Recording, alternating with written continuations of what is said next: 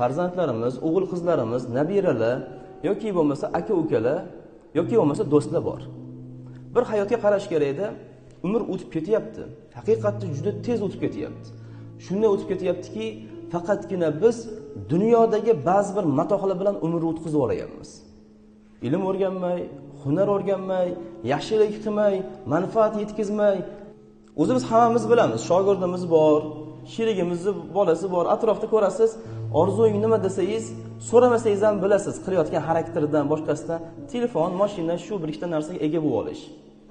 Na bir hunarsiz, na bir ilmsiz, na bir nima deydi, o'zida bir katta bir salohiyat ko'rsatmasdan shunchaki osongina bitta narsaga ega bo'lib olishni orzu qilib yashayapti.